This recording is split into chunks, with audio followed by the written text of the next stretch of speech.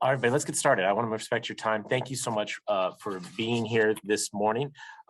Today I'm kicking off what we intend to be monthly briefings that we'll be hosting on a go forward basis. Intention is to try and give you maybe a bit of a heads up about what's coming.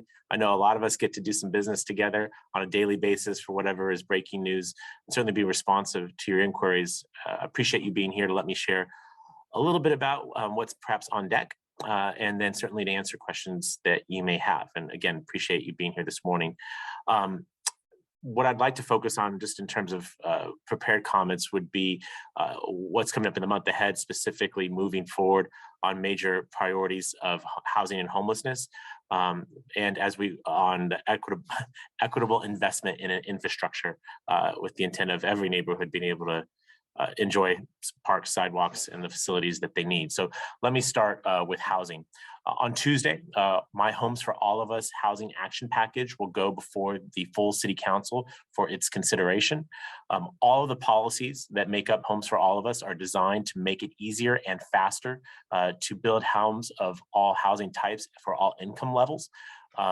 Look forward to removing barriers that unnecessarily slow housing production and look for ways to compress timelines in order to get people under roofs quickly.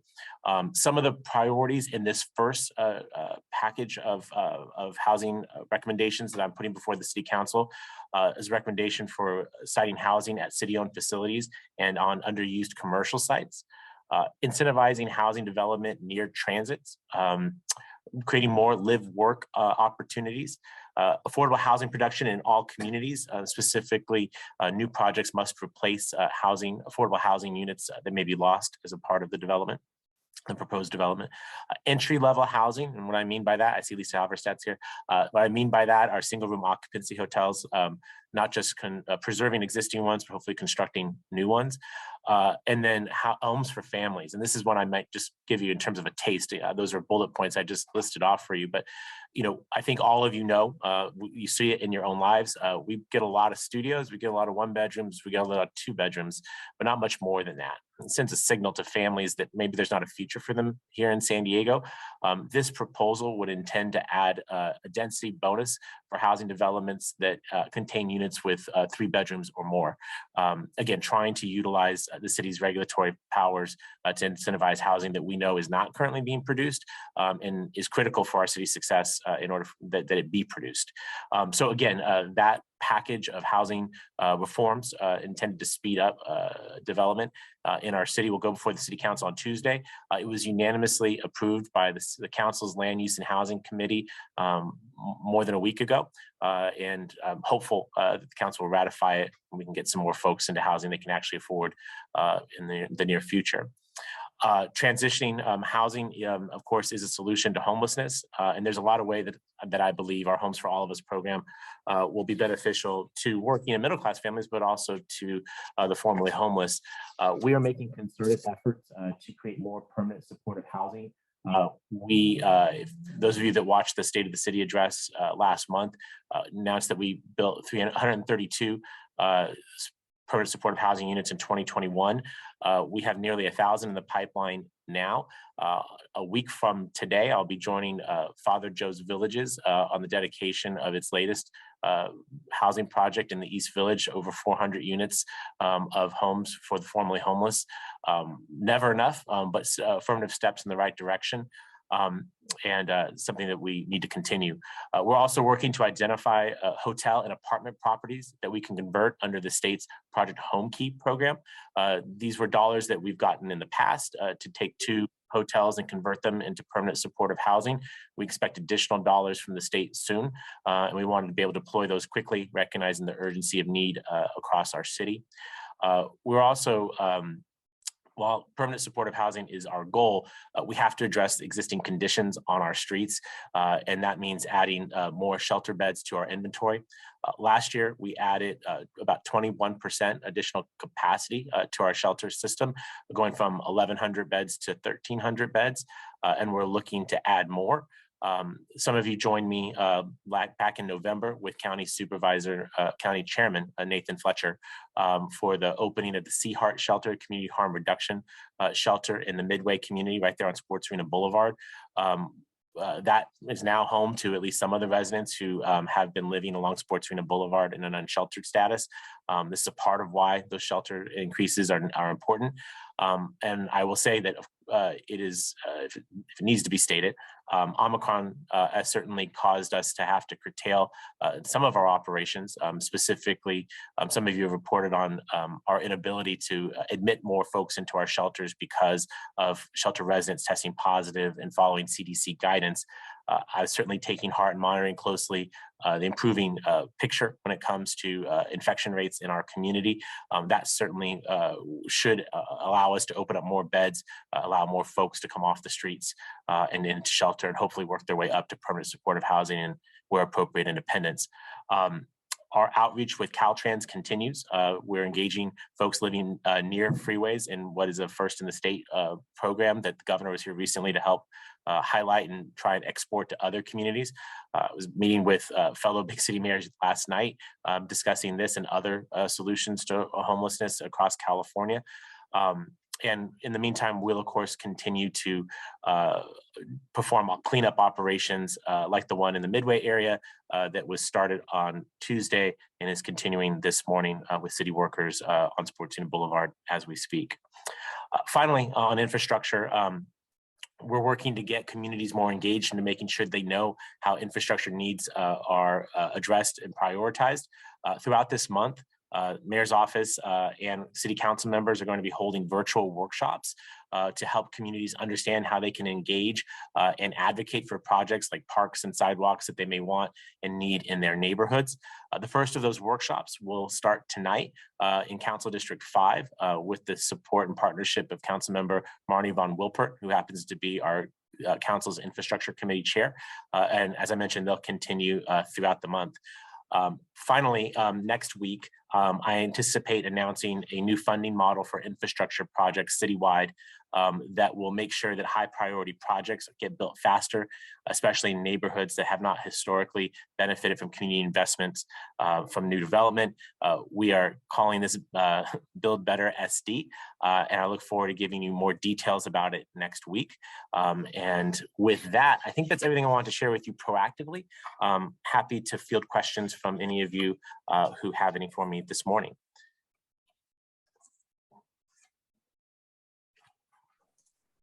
Hey, Mayor Gloria, this is Chris Grow with CBS 8. How you doing? Good, sir. Good to see you. Good. Hey, so we've been hearing from a number of our viewers specifically about their SDG&E bills. We know rates went up in January. However, some of the math that we've been doing, it doesn't add up. It doesn't look like the rates. What has the city has the city had any communications with SDG&E and any future plans on trying to see exactly what's going on here? Well, Chris, we were constantly in communication with SDG&E. They are a recognized franchisee for utility services in the city of San Diego. Part of last year's franchise agreement, a condition of it is that SDG&E has to present before the city council an informational item about rates. This was not a part of previous agreements, and it's intended to add more transparency and provide the public an opportunity to not only be informed but to comment on this. I have to point out that the California Public Utilities Commission ultimately is the one that sets rates.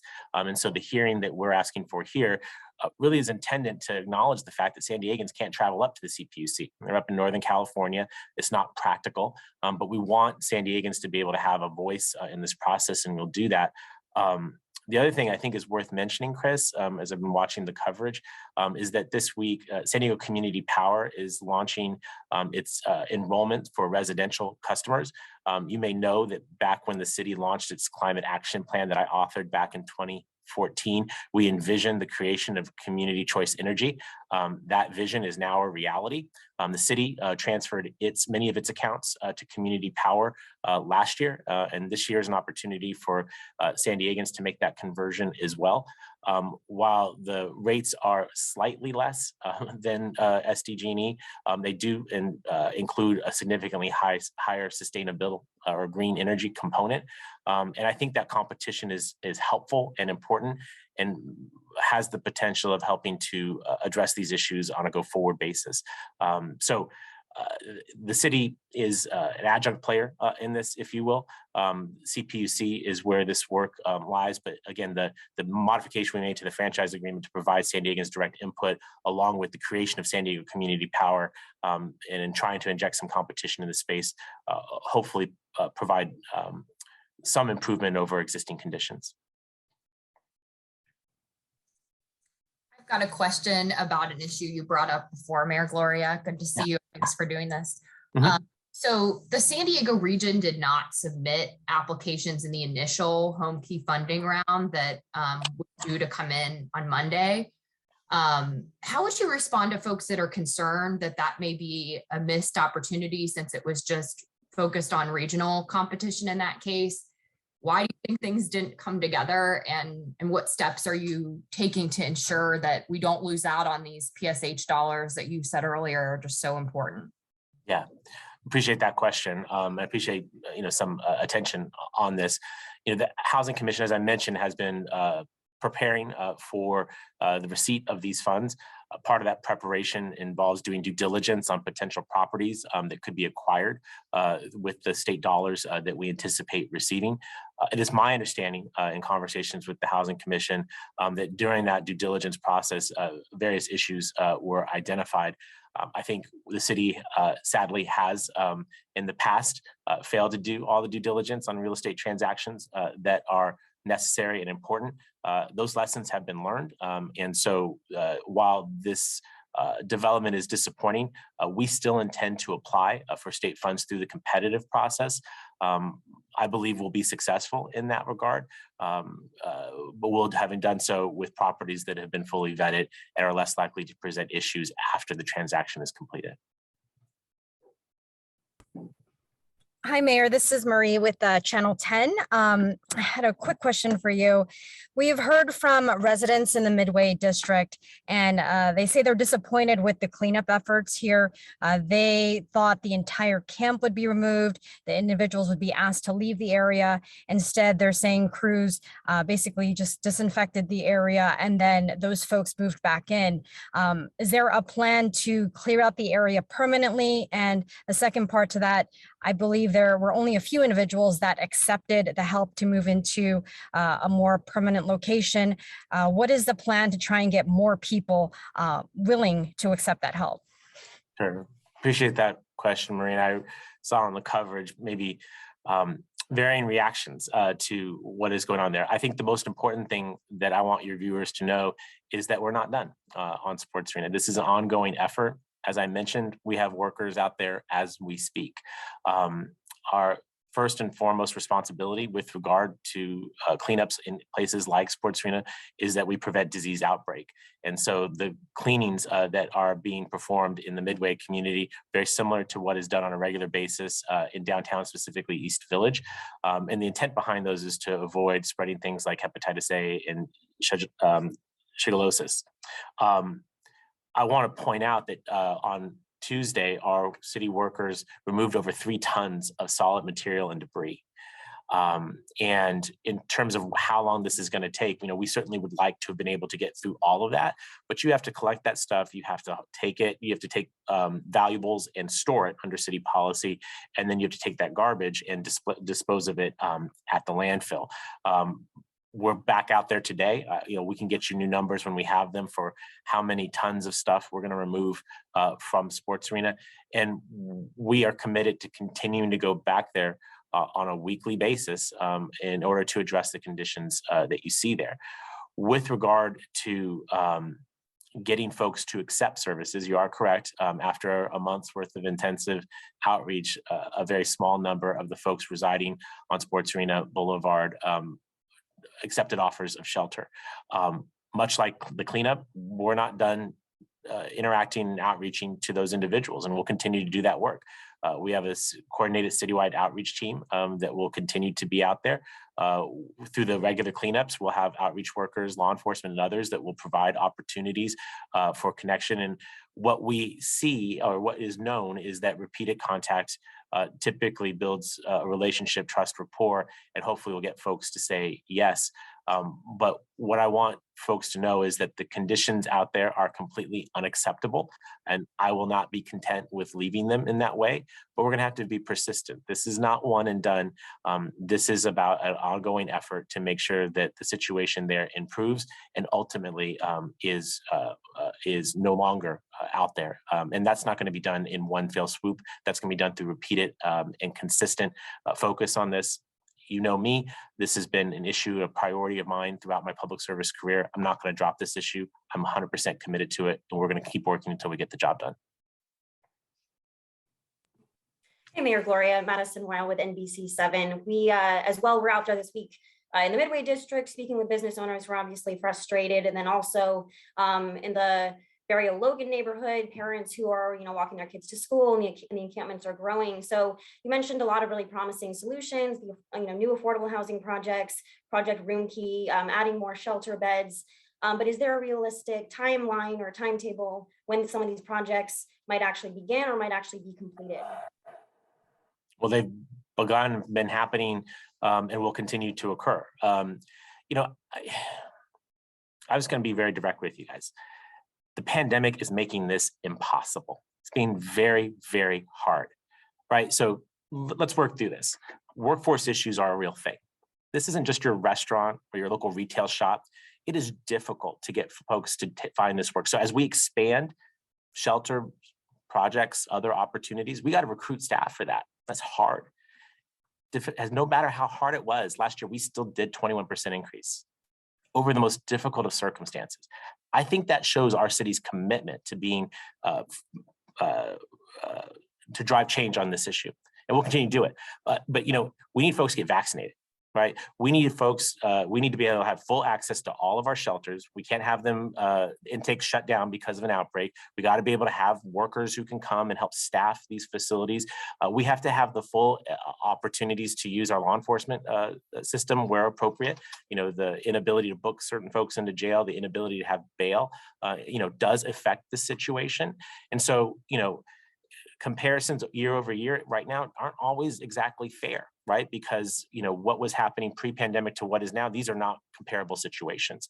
But we are being persistent and we are seeing progress. To the folks you're talking to, the sports arena cleanup is new in the regard that we have not had that level of concentration and effort in the Midway community, but we have had that historically in East Village, along Commercial Street near the area where you referenced. We have to continue to do that work. If the long-term solution, this is a complex problem. There's no single solution to it, but this, if there was one, it's more housing, right? And so we need communities, all communities, to be a part of the solution. Often when we propose potential shelter opportunities, affordable housing options, some communities say no.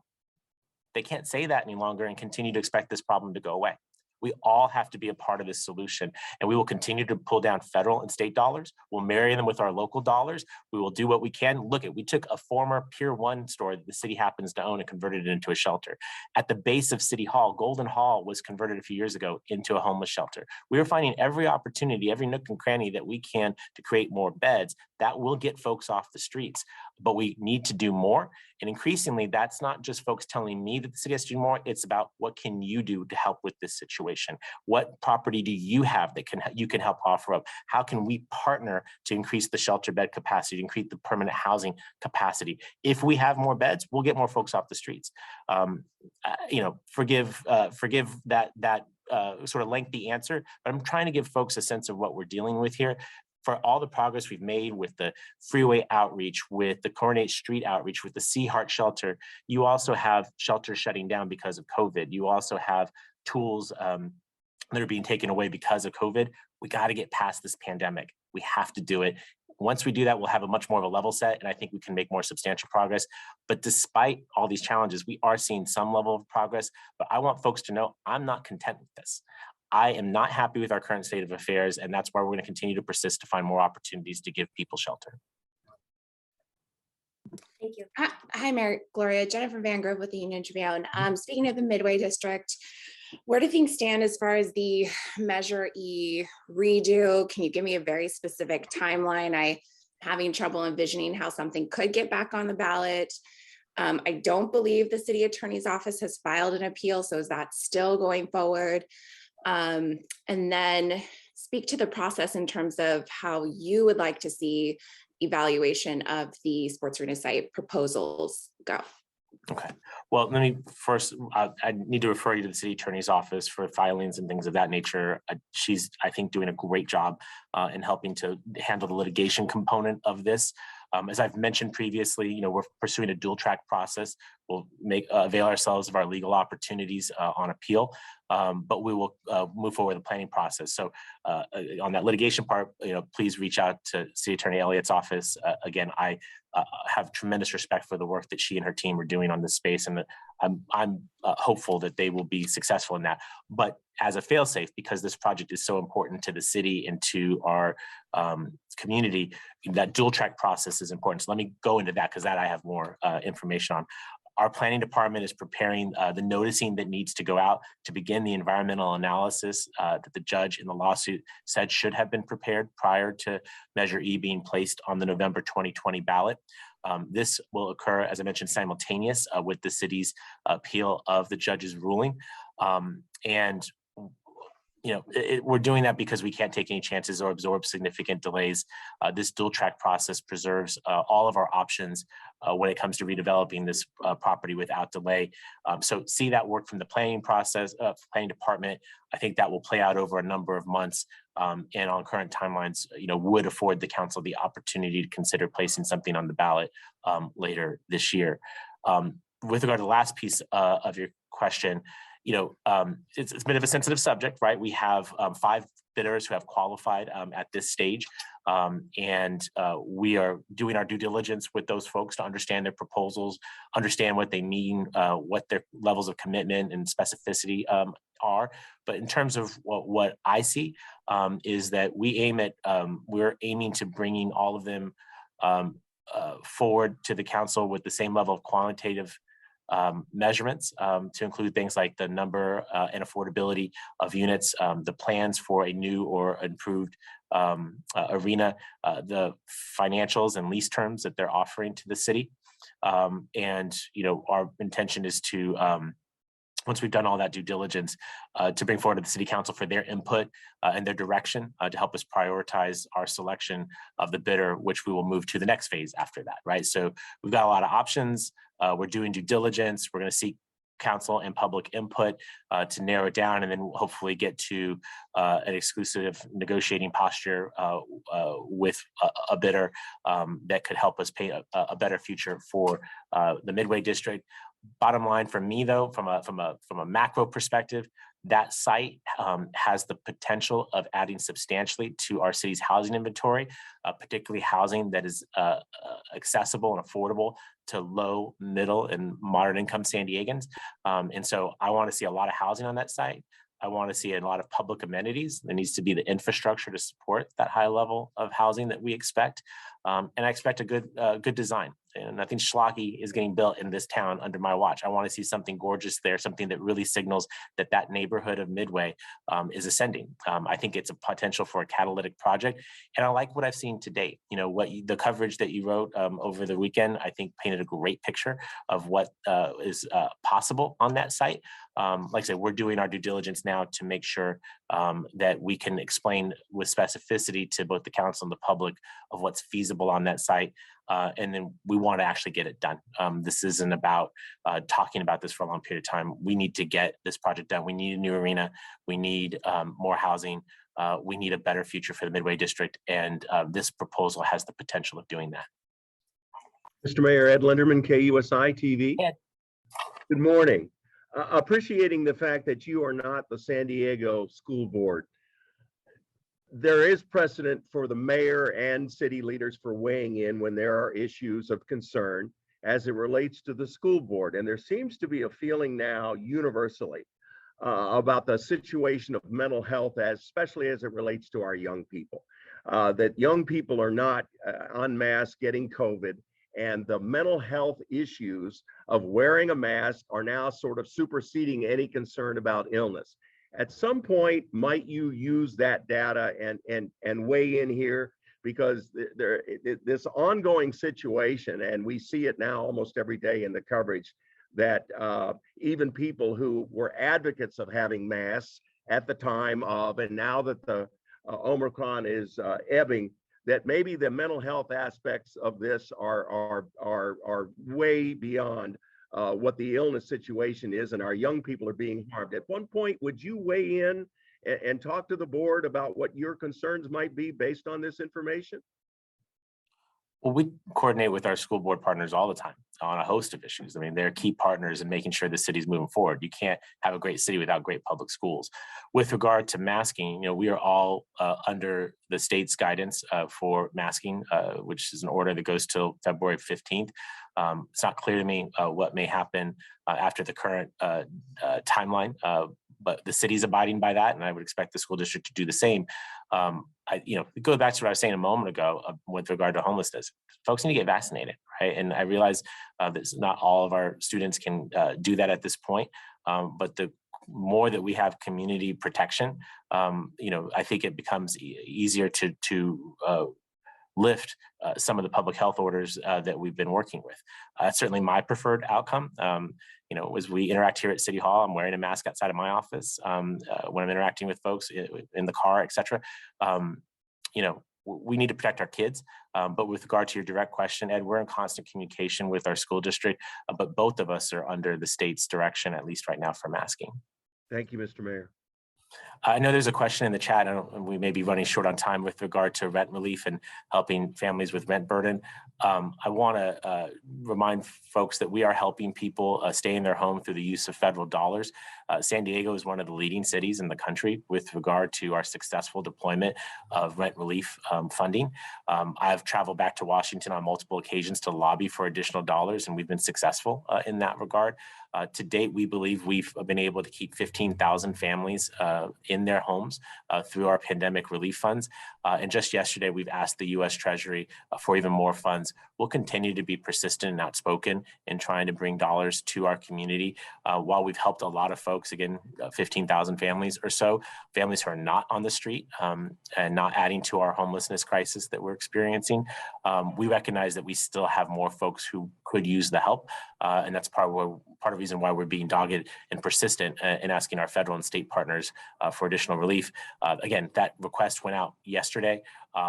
And we expect between the federal government and some potential at the state level for having additional dollars to be able to announce. But while we're all frustrated by our current homeless circumstances, one of the best things that we can do is prevent additional homelessness, and the hard work of the Housing Commission and their staff, along with a lot of community-based organizations, has gotten those dollars into hands of families and renters and landlords quickly.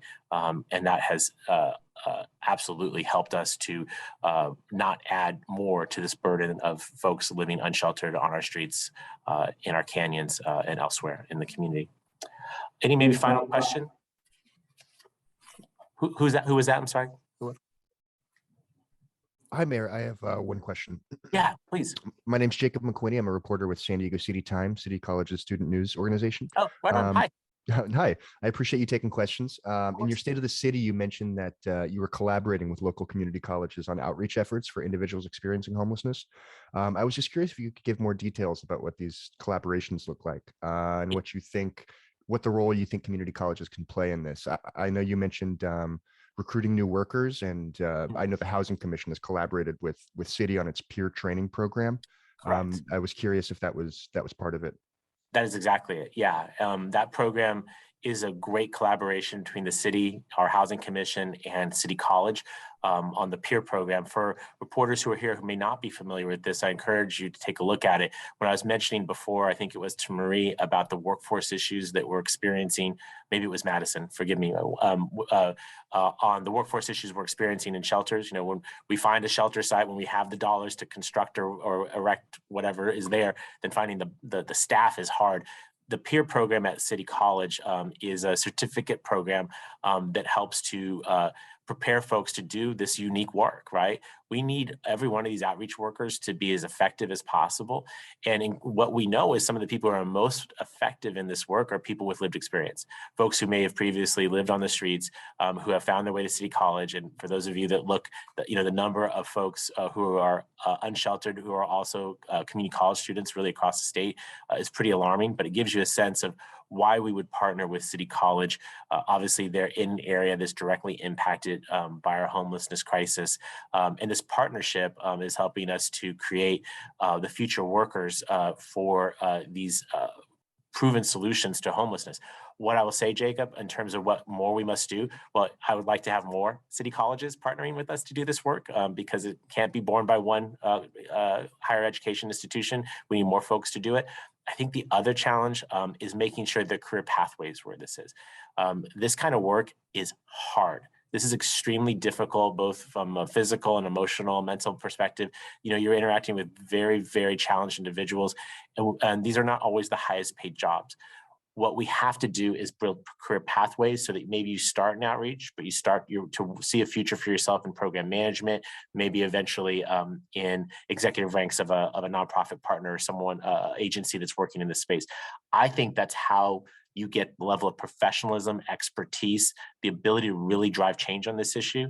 And this has been a multi-year effort with the city and City College at this point. I will want to continue to deepen and strengthen these relationships to get that career pathway part, so that it's not just about your first job, but it's really about a career, and it's about an effort that is much more, kind of going back to that question of just cleaning up one street once. That's not going to solve this issue. We have to be persistent. We have to come back again and again. And efforts like PEER, I think, would help us to do that. So stay tuned, look for more on that, but I appreciate you asking, Jake.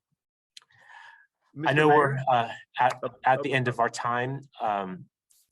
Ed, are you trying to get your last moment? Well, there was one, and if you don't mind, I certainly appreciate your time. Just ask the question, Ed. Okay, sorry. We've got a serious decline in San Diego police officers. The vaccination situation, morale being part of that, pay, benefits. When are you going to take a position here? And number two, can you assure the San Diegans that they are safe on the streets? Ed, we discussed this in the State of the City address, and we are seeing challenges when it comes to staffing. But the challenge that we've experienced recently have been from the number of city employees of all corners, police officers, firefighters, elsewhere, that are testing positive for COVID and having to quarantine at home. This is why the vaccine requirement is very important. Those folks who are testing positive, if they're vaccinated, are able to return to work quickly. They're less likely to be hospitalized. They're very unlikely to die because of the virus.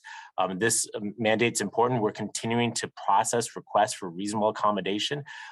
This process is lengthy because we're being very deliberate and intentional and making sure that we're connecting with every employee to understand where they're at.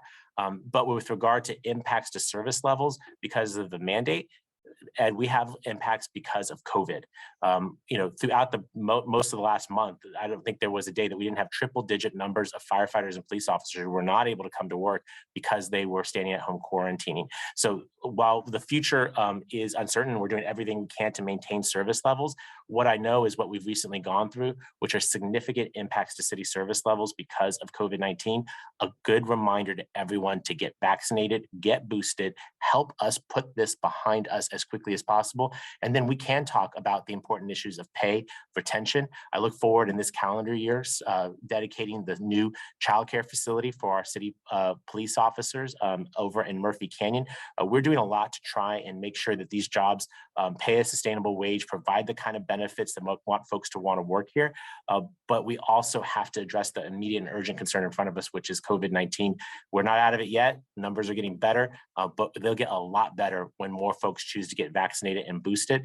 Please put that on your evening news tonight. We need people to quit waiting, get vaccinated. Let's go. We have many more issues in this city. Homelessness, fix the damn roads, make sure the neighborhoods are safe. Let's get the job done, get vaccinated. With that, I know my folks are telling me I got to go down. Hopefully we'll see some of you all at CBX. We're dedicating some expansion and enhancements. That is a binational success story that has to be told. So hopefully I'll see some of you down there, and we'll be back here again next month to have this more free-flowing and forward-looking conversation. thank you again for your time this morning, everybody. We'll see you again soon.